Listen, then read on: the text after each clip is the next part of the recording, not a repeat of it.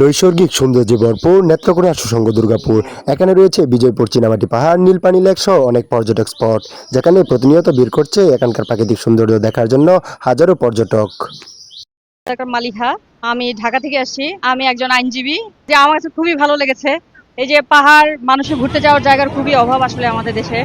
আর বিশেষ করে নেত্রকোনার এই পাশটাতে এসে এই নীল পানির গল্প আমি অনেক শুনেছি, অনেক দিনের আশা ছিল যে আমি এখানে আসবো। এসে আমার কাছে খুবই ভালো লেগেছে। আর যোগাযোগ ব্যবস্থা একটু ভালো হলে মনে হয় আর একটু ভালো স্বস্তিদায়ক মনে হতো, জার্নিটা, ভ্রমণটা আর একটু স্বস্তিদায়ক হতো। আগে কিছু হয়তো, এখন মনে করেন যে আরো অনেক দোলনা আসছে, জাম্পিং মেশিন, পোলাপান এটির মধ্যে উঠে, এটার মধ্যে অনেক কম, 500-600 টাকা হয়, 500, 600, 700। আমার জেলা হচ্ছে ময়মনসিংহ, কিন্তু আমার এখানে আসা হয় না। আমি ছোট থেকে ঢাকায় থাকছি, এখানে আমার আসাটা খুব কম হয়, কিন্তু আমি আমার বিভাগে যে এত সুন্দর জায়গা আছে এটা আমি ফার্স্ট জানতে পারলাম আর কি। আমার কাছে অনেক ভালো লাগছে যে এখানে আসার পর।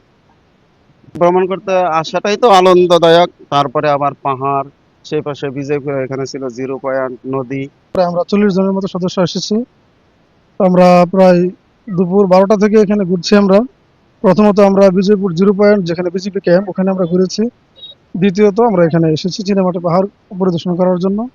সবাইকে নিয়ে আসছি, আমরা খুবই আনন্দিত এবং উৎফুল্ল। সবাই খুব ভালো সময় কাটাচ্ছি এবং এখানে এসে আমাদের ভালোই লাগছে। বিশাল জমায়েত হয়েছে আমাদের, এবং অনেক পর্যটক আশপাশে আমরা দেখতে পাচ্ছি, তারা খুব আনন্দের সাথে ঘোরাফেরা করছে। এই যে পাহাড়ে আমরা বারবার আসি কেন, আমরা হচ্ছে পাহাড় আমাদেরকে ধৈর্য ধারণ করতে শেখায়। পাহাড় যেভাবে মাথা উঁচু করে দাঁড়িয়ে আছে, সেভাবে আমাদেরকেও পাহাড়ের মতো মাথা উঁচু করে দাঁড়িয়ে ধৈর্য ধারণ করে থাকার শিক্ষা দেয়।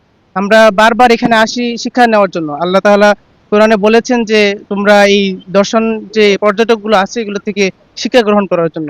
এই জন্য আমাদের সংগঠন, দ্বীনি সংগঠন, আমাদেরকে এত সুন্দর একটা আমাদেরকে একটা সুন্দর আয়োজন উপহার দিয়েছে। এই জন্য আমাদের বন্ধু হোসেন ইত্তেহাদুল উলামা পরিষদকে অসংখ্য ধন্যবাদ জানাচ্ছি।